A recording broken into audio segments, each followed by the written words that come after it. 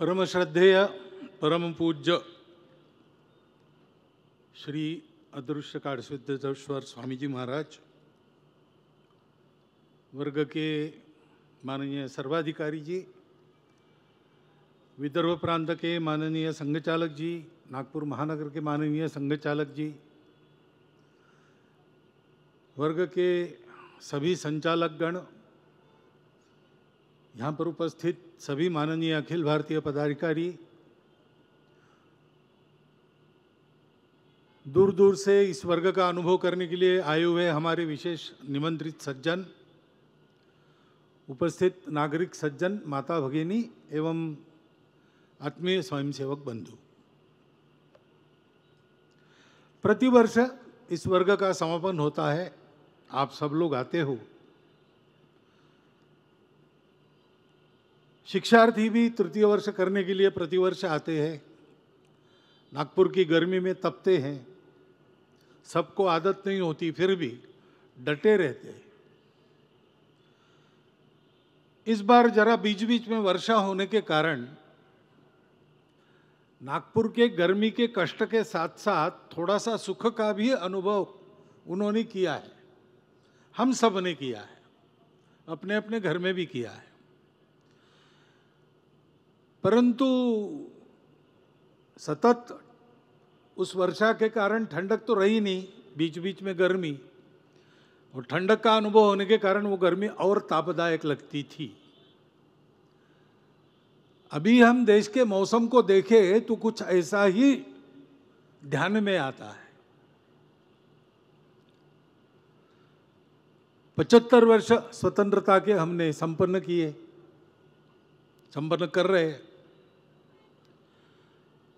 तो उस विस्मृत इतिहास का हमने स्मरण किया,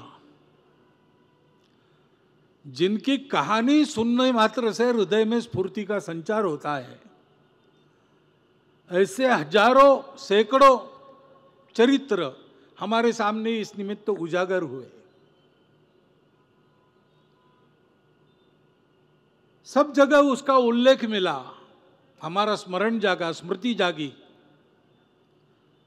वो सुनकर हमारे हृदय में एक स्वाभिमान जगा, देश के प्रति गौरव जगा, उत्साह भी जगा, उनके जैसे समर्पण का और अपना भी जीवन होना चाहिए, ऐसी प्रेरणा भी जगी।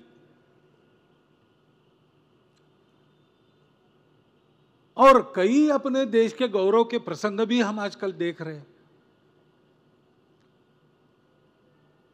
विश्व भर के आर्थिक संकट में, कोरोना के काल में, सब में सबसे अच्छा किसने किया है तो भारतवर्ष ने किया है। किसके आगे बढ़ते हुए चरणों को, नयनों को विस्फार कर और दांतों तले उंगली दबाकर दुनिया देख रही है, वो हमारा भारतवर्ष है। हमको आनंद होता है ये सुनकर। दुनिया के वरिष्ठ G20 देशों की परिषद की अध्यक्षता भारत को मिली, हमको उसका गौरव हम अनुभव करते हैं। नए संसद भवन का उद्घाटन हो गया, उसमें और जिस प्रकार के चित्र वगैरह लगाए हुए दिखते हैं, वीडियो वायरल हो रहे हैं, तो हम देख रहे हैं कि हमारे देश को वास्तव में जिस जागृति की आवश्यकता थी, उस जागृति को लाने का प्रयास हो रहा है।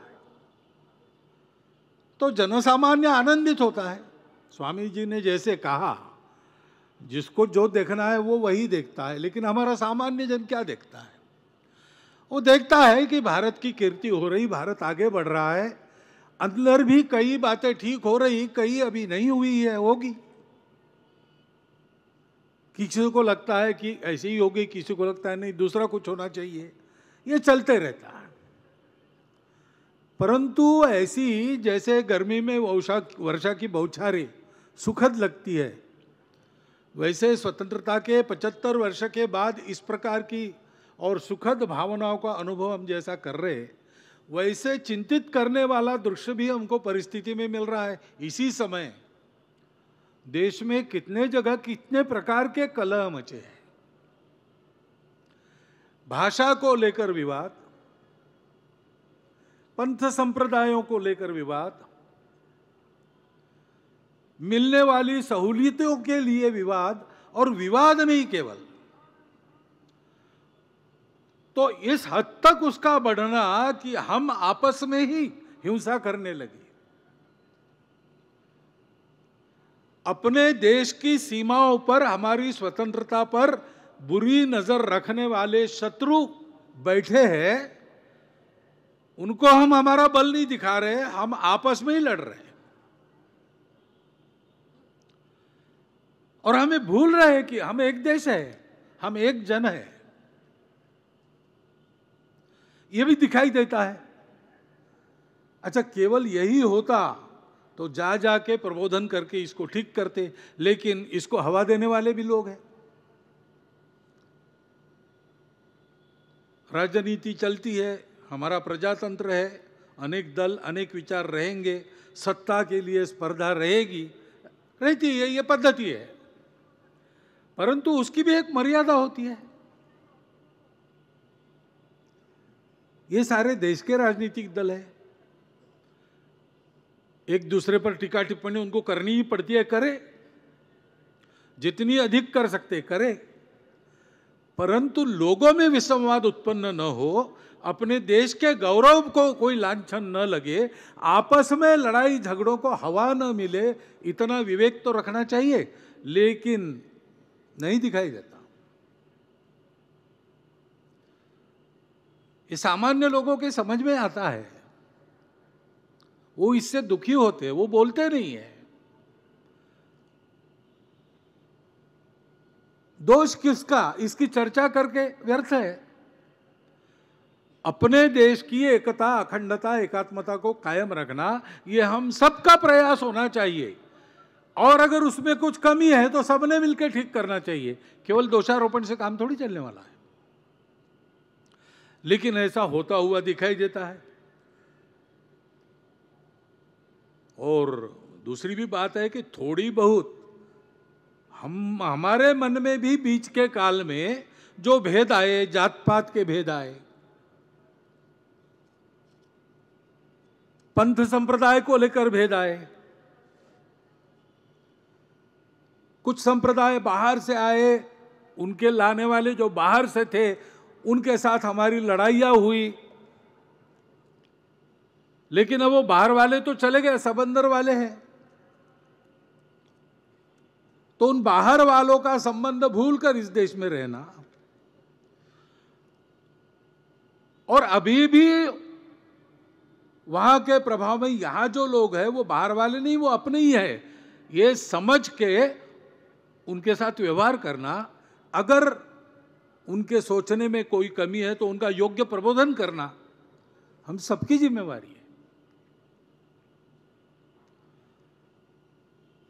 लेकिन इस भेद दृष्टि के कारण भी ऐसी जब बातें होती है तो उसके चपेट में हम भी आ जाते। कोरोना वायरस का अपना क्या सामर्थ्य है वो है, लेकिन हमारी इम्यूनिटी कम थी, ये भी एक कारण रहता है। ऐसे देश के अंदर नहीं तो देश के बाहर तो भारत को नीचा दिखाना चाहने वाले शत्रु है, अपने स्वार्थ के लिए भारत को दबाए रखने वाले, आपस में झगड़ता लड़ता रखना चाहने वाले लोग हैं। उनको अवसर मिलता है, वो इसको और चौड़ा करने के लिए तरह तरह के कुचक्र रचते हैं, उसको भी हम महसूस करते हैं।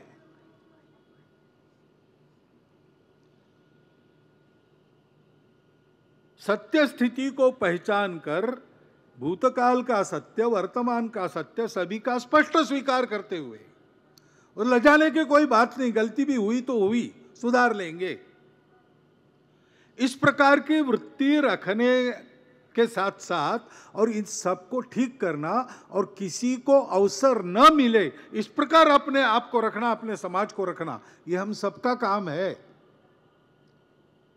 लेकिन एक दूसरों के अहंकार के चलते, भेद के चलते, ये जो भूतकाल का बैगेज अपने साथ हमने रखा है, उसके चलते हम एकरस होने से डरते हैं। हमको लगता है कि पूरा भारत ये मेरी मातृभूमि है, उस मातृभूमि के भक्ति में हम समरस हो गए तो मेरी अलग पहचान चली जाएगी। किसको चाहिए अलग पहचान? है नहीं हमारी अलग पहचान। भारतवर्ष में ही हम सबकी विशिष्ट पहचानें सुरक्षित है।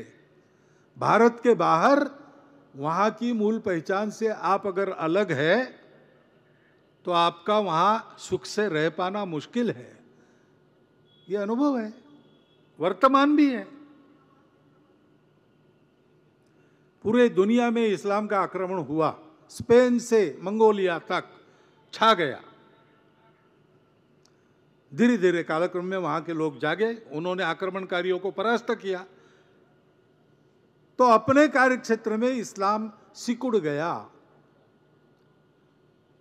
सब ने सब बदल दिया।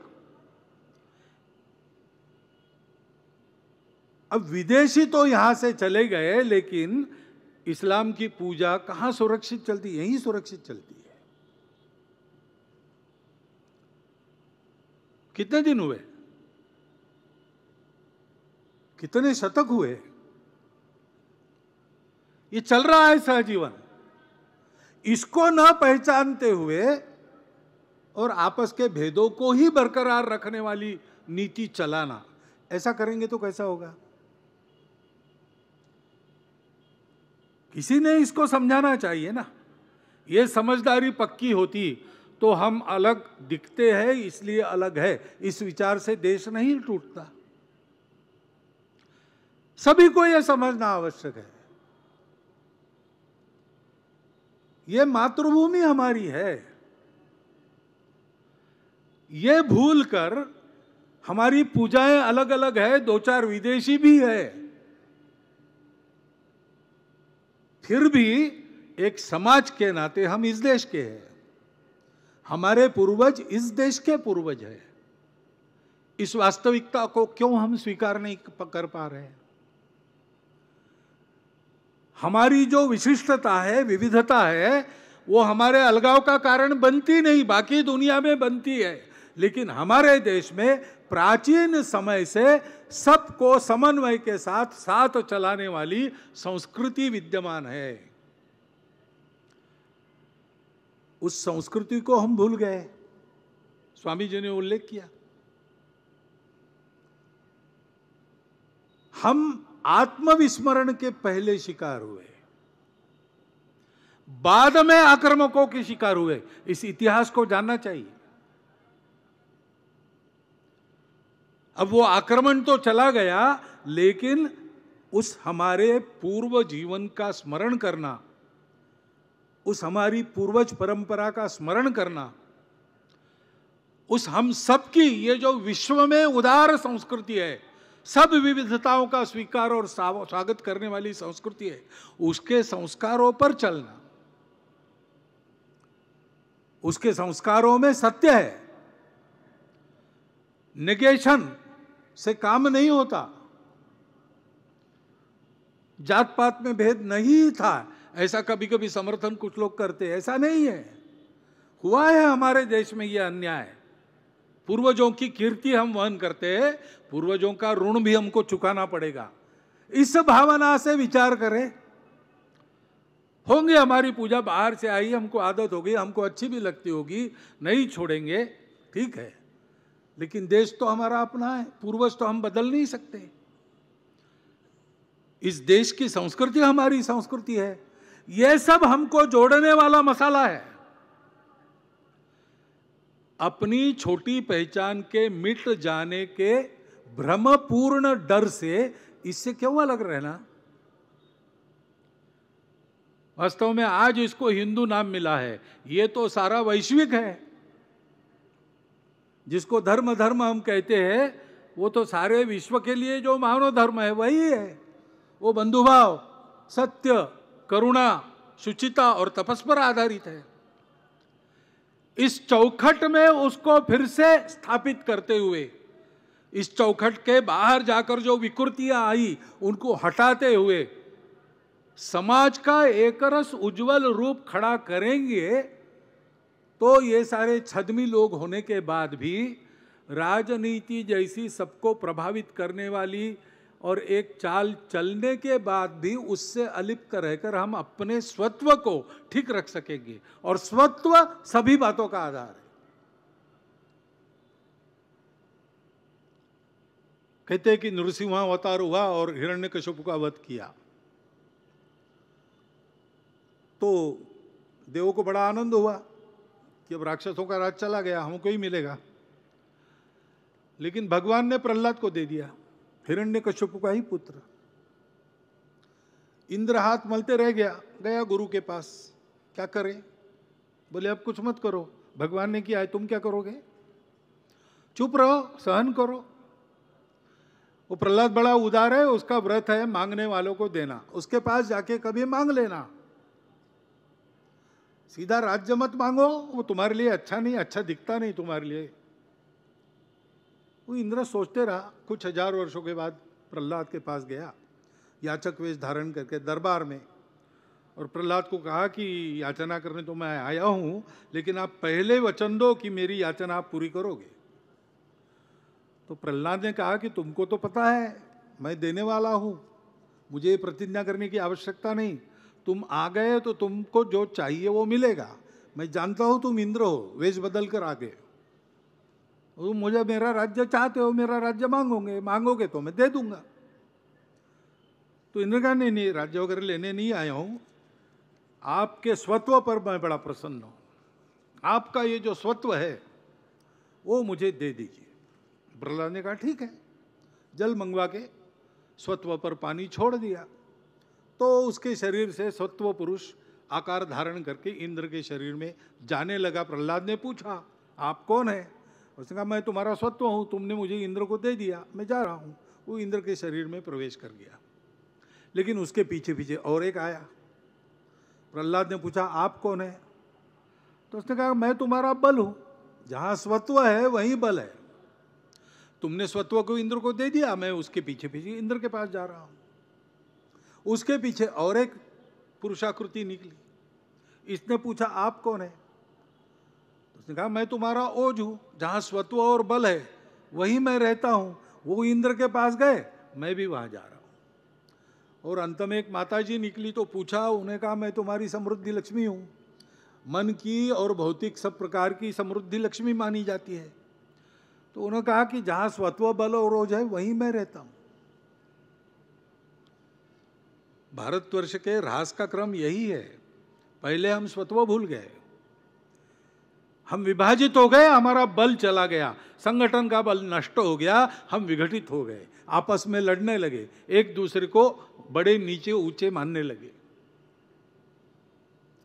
इसके कारण जिनकी हिम्मत नहीं थी हिंदू कुश के पार के आने की, सब आक्रमण उधर से हुए, एक तांता चला आक्रमणों की परंपरा का। लेकिन बल पूरा गया नहीं था, इसलिए शुरू के जो आक्रमक आए रहे कुछ दिन, उन राज्य का उपभोग किया, अब उनका नामो निशा नहीं है।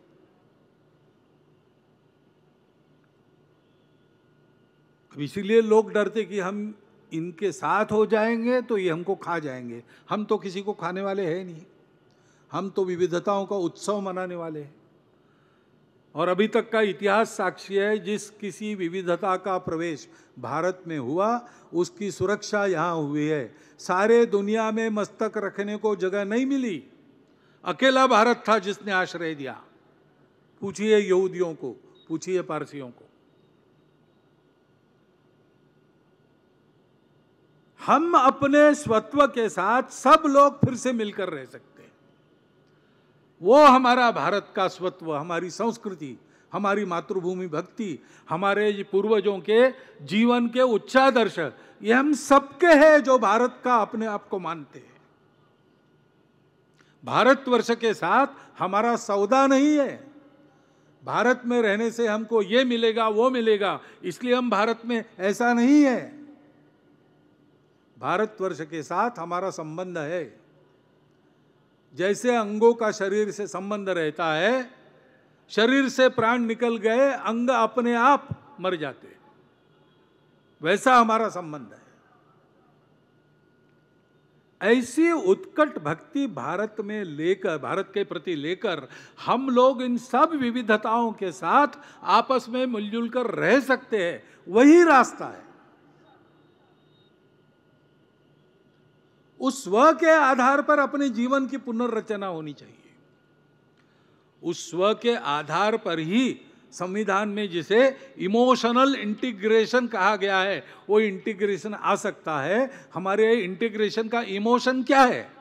यही है।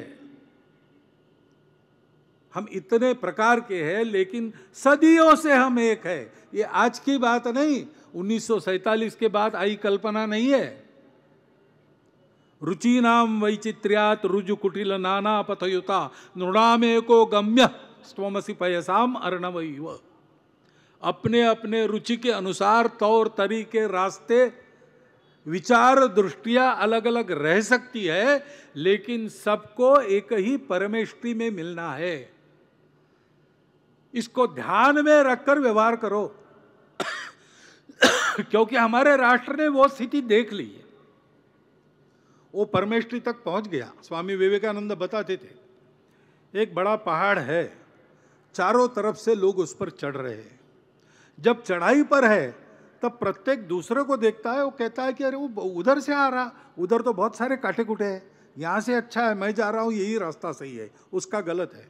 वो भी देखता है, वो कहता है कि वो रास्ता अच्छा है इसलिए वो जा रहा है, लेकिन आगे फिसलन है, वो गिर जाएगा। मुझे मालूम था वो गलत रास्ता है, मैं सही रास्ते पर काटे तो क्या हुआ, सही रास्ता है, इधर से ही जाऊँगा। ऐसा वो कर रहे थे। क्वचित एक दूसरे को अपने रास्ते पर लाने के लिए जाकर उसको खींचते थे, फिर मारपीट होती थी, सर फूटते थे, गिर पड़ते थे, ये चल रहा था। लेकिन एक व्यक्ति शिखर पर पहुंच गया, और शिखर पर पहुंचने के बाद उसने देखा तो उसको पता चला कि रास्ते सबके अलग अलग है, लेकिन सब देर सबेर यहीं पर आने वाले हैं। और इसलिए वो वहां से कहने लगा, देखो भाई थोड़ी जल्दी करो, रास्ता जो तुमने चुना है उस पर ठीक से चलो, दूसरे भी चल रहे हैं उनको वैसा चलने दो, उनको डिस्टर्ब मत करो, सब लोग यहीं आने वाले हैं। अपना हिंदुस्तान, अपना हिंदू राष्ट्र, अपना हिंदू समाज, हिंदू धर्म, हिंदू संस्कृति उस चोटी पर पहुंच गए। वहां पर से उन्होंने देखा तो उनको ये बात समझ में आ गई। ये समझदारी पूरी मानवता के लिए विहित है। इसको ग्रहण करने से ये हमारा स्वत्व है, इसको ग्रहण करने से ही मानव जाति को सुख मिलेगा। हमको वो करना चाहिए। ये जो परिस्थितियां दिखती है और उसमें छोटे छोटे कारणों में हम एक दूसरे के सर फोड़ते हैं, ये ठीक है क्या? हम भूल जाते हैं हम एक देश के, हम भूल जाते हैं सबको रहना है, हम भूल जाते हैं सबको साथ रहना है, हम भूल जाते हैं सबको एक ही जगह पहुंचना है। ये बिना भूले करना, और ये अगर करना है तो संयम बरतना पड़ेगा। क्यों लगती है ड्रग्स की आदत? दुख भूलने के लिए जो उपाय है उसमें परिश्रम होता है। बिना परिश्रम के शॉर्टकट से हम दुख भूलना चाहते हैं, शराब पीते हैं। मालूम है शराब खराब है, लेकिन पीते हैं। ऐसे ही खाली दिमाग में वो ड्रग्स की आदत घुसती है, आलस्य की आदत लगती है, ड्रग्स के शिकार होते हैं। समय बिताने के लिए अच्छे काम, सेवा, मंगल भद्र काम, कुछ अध्ययन, इसकी आदत जब नहीं रही थी, भारत ज्ञान के प्रकाश में रत भारत की संतान जब ज्ञान को पाने के लिए परिश्रम करने का और उससे परहेज करती है, तो फिर ऐसे मार्ग पर भटकते। फिर से उस स्वत्व को याद करना। स्वामी जी ने बहुत थोड़े में ये पूरा विषय बता दिया है, और इसलिए राष्ट्रीय स्वयंसेवक संघ 1925 से ये करता है, क्योंकि राष्ट्र के लिए भी अभी जोशीमठ जैसी घटना हो रही, भूचाल आते, सारी दुनिया में हो रहा है। क्यों हो रहा है? अगर भारत में ही केवल गलती हुई तो भारत में होता, लेकिन सारी दुनिया में होता है। कारण क्या है? पर्यावरण के प्रति एक अधूरी दृष्टि लेकर विश्व आज तक चला। अब वो दृष्टि तो बदल रही है और ये ज्ञान तो प्राप्त हुआ है, हमारे पास पहले से था। स्वामी जी के आश्रम में जाइए, आप प्रयोग देख के आपको सब समझ में आएगा, प्रत्यक्ष आचरण में है, प्रत्यक्ष परिणाम दे रहे, हमारी दृष्टि पर आधारित। लेकिन दुनिया इतनी आगे चली गई और परकियों के अंधानुकरण में हम भी इतने आगे चले गए कि अब तुरंत अर्धव्रत करना ये कठिन हो रहा है। और ये घटनाएं बताती है कि त्वरित आवश्यकता है, कुछ तो हमको ऐसा रास्ता खोजना पड़ेगा जिससे हम सही रास्ते पर वापस आए और गाड़ी भी न पलटे। देशवासियों के परिश्रम की बहुत आवश्यकता है, लेकिन उन परिश्रम तो कर रहे हैं। 75 वर्षों में ये स्वतंत्र देश, जिसके बारे में चर्चिल महाशय ने कहा था कि स्वतंत्र होने के बाद आपस में लड़के खत्म हो जाएंगे, शायद फिर से हमको न्योता देंगे, आओ और राज करो, उनकी भविष्यवाणी को हमने असत्य सिद्ध कर लिया। अभी तक चले। इतनी विविधता होने के बाद भी यहाँ प्रजातांत्रिक व्यवस्था सब चुनौतियों को पार करके चल रही है। इतना ही नहीं तो अब हम विश्व के सिरमौर देश में आने लगे हैं, और केवल सिरमौर है इतना नहीं तो विश्व हमसे नए रास्ते की अपेक्षा रखता है। ये सब हुआ है तो हमारे देशवासियों के परिश्रम के कारण ही हुआ है। वो क्षमता हम में है, लेकिन क्षमता को जो दिशा चाहिए उस दिशा को अभी भी हम पकड़ नहीं रहे। हमको मालूम है वो दिशा है, क्योंकि सारी दुनिया आप जान गई। उसके लिए दृष्टि जगानी पड़ेगी, उसके लिए परिश्रम करना पड़ेगा, संस्कार देने पड़ेंगे, परस्पर व्यवहार में संयम बरतना पड़ेगा, विवाद से नहीं संवाद से काम लेना पड़ेगा। इतनी सारी विविधता है, वो अपने वैशिष्ट्य है, वो अपने अलगाव नहीं है। हम सब ऊपर से विविध दिखते हैं, लेकिन अंदर से हम सब एक है, भारतवासी है, भारत माता के पुत्र है, भारतीय संस्कृति की, हिंदू संस्कृति की विरासत हमारी है, और यह भारत जननी, यह हमारी मातृभूमि है। यहीं से हमको रस प्राप्त होता है, यही रस हम सबके नस नस में दौड़ता है खून बनकर। उसको ध्यान में रखना और संवेदना, सहयोग, परस्पर विश्वास और इन बातों पर श्रद्धा रख के चलना, यही एकमात्र रास्ता है। हम ये करेंगे तो आप क्या करेंगे, आप ये देंगे तो हम क्या देंगे, ऐसे सौदे से काम नहीं होगा। सबको कुछ ना कुछ छोड़ना पड़ेगा। एक तरफा छोड़ने की तैयारी से आत्मीयता नहीं बनती, दोस्ती नहीं बनती, और इसलिए सबको कुछ देना पड़ेगा, सबको कुछ छोड़ना पड़ेगा, देश के लिए त्याग करना पड़ेगा। उसके लिए आदत चाहिए। ये बोलना बहुत आसान होता है, लेकिन प्रसंग आने पर करने के लिए एक आदत करनी पड़ती है। उस आदतों की प्रक्रिया को ही संस्कार कहते हैं। ऐसा संस्कार देने का काम अपने राष्ट्र जीवन की जो नॉन निगोशिएबल बातें हैं, उनको सबको समझाना, उस पर सबको लाना, उसमें किसी का नुकसान नहीं है। अपने क्षुद्र अहंकार, वासनाएं, स्वार्थ और भेद बुद्धि को छोड़ना, इतना ही करना पड़ता है। उस पर सबको लाकर इस राष्ट्र के लिए, जीने मरने के लिए आवश्यक आदतें लगाने का काम संघ का काम है, क्योंकि राष्ट्र के उत्थान का दूसरा उपाय नहीं होता। मैं केवल भारत की बात नहीं कर रहा हूं। पिछले 100 वर्षों में जिन राष्ट्रों का उत्थान हुआ और पतन भी हुआ, उनके उत्थान पतन के सत्यता को देखिए, उसका अध्ययन कीजिए, उपलब्ध है, ग्रंथ लिखे गए हैं, तो आपको ध्यान में आएगा कि उस देश की सामान्य जनता अपने राष्ट्र के लिए जीना मरना जब सीख गई, आपस के भेद और स्वार्थों को छोड़कर राष्ट्र हित में सब जग एक बने, तब उस राष्ट्र का उत्थान हुआ। और इसमें जब कमी आ गई तो उनका पतन होने में देरी नहीं लगी। यही है। कल छत्रपति शिवाजी महाराज के राज्याभिषेक का 350वां वर्ष, 350वां दिवस है। शिवाजी महाराज ने क्या किया? यही किया।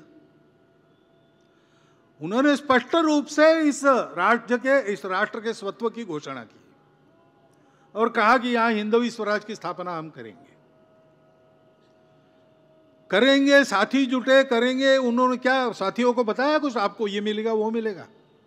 कितने लोगों के बलिदान हुए? शिवाजी महाराज के बाद संभाजी महाराज ने स्वयं का बलिदान दिया। उसके बाद स्वराज्य लड़ता रहा।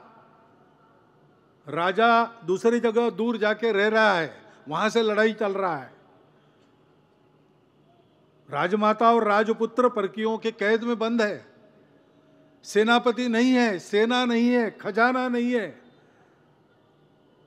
गढ़ किले सारे शत्रु ले रहा है। ऐसी अवस्था में 30 साल सामान्य लोगों ने स्वराज के लिए संघर्ष किया और उसको डुबाने के लिए जो आए थे उनकी कब्र महाराष्ट्र में बनी। ये इतिहास है।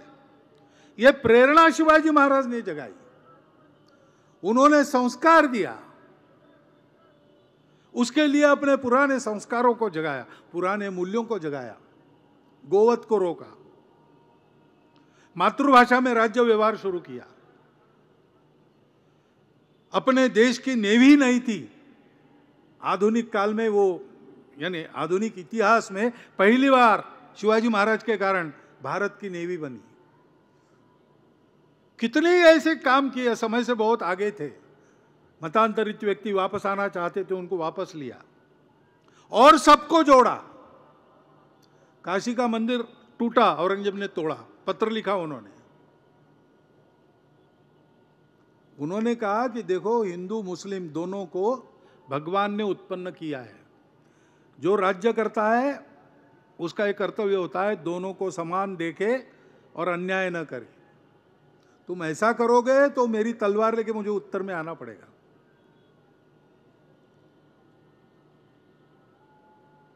इस देश के प्रति नाता रखने वालों को उन्होंने सुरक्षित किया। वही हिंदवी स्वराज्य, उसी को हम हिंदू राष्ट्र कहते हैं। उनका स्मरण कल हम करेंगे, उनके गौरवमय इतिहास का स्मरण करेंगे। रायगढ़ पर कल धूमधाम से कार्यक्रम बनेगा। डॉक्टर हेडगेवार कहते थे कि हम तो तत्व को गुरु मानते, व्यक्ति को मानते नहीं है, लेकिन सामान्य व्यक्ति को निर्गुण निराकार की उपासना करना कठिन होता है। तो कोई सगुण आदर्श अगर स्वयंसेवकों को चाहिए तो मेरा मत है कि पुराण काल में श्री हनुमान जी और आधुनिक काल में छत्रपति शिवाजी महाराज हमारे लिए सर्वांगीण आदर्श है। ऐसे महापुरुष को याद करते समय हमको ये संकल्प भी करना पड़ेगा कि उनके आदर्शों पर चलकर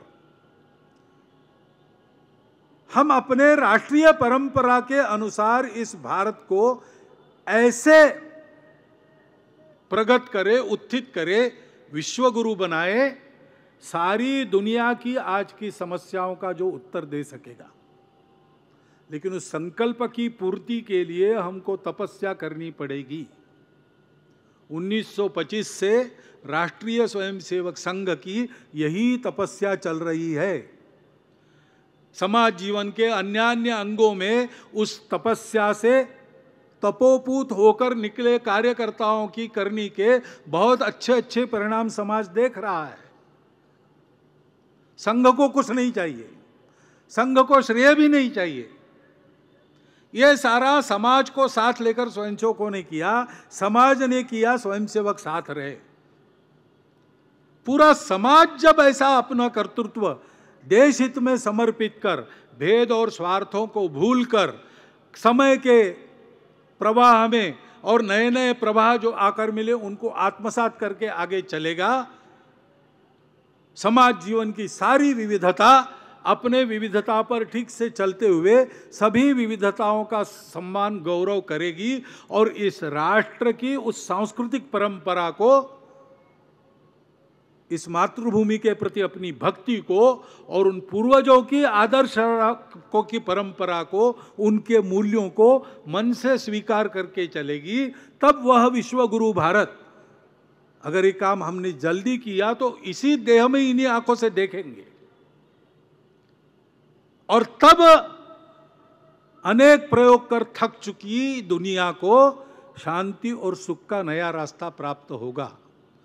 दूसरा उपाय नहीं है। नान्यः पंथा विद्यते अनयनाय। और ये संघ का प्रचार नहीं बोल रहा है, ये 98 वर्ष का समाज जीवन का अनुभव बोल रहा है। इसका विचार करना और संघ के केवल दर्शक हितचिंतक न बने रहते हुए संघ के कार्य में प्रत्यक्ष योगदान करने वाले, एक व्यूह देश के लिए बनाकर चलने वाले समाज जीवन का अंग बनना, ये आप करें, ऐसा एक अनुरोध इस निमित्त आपके सामने रखता हूं और मेरी 4 शब्द समाप्त करता हूं।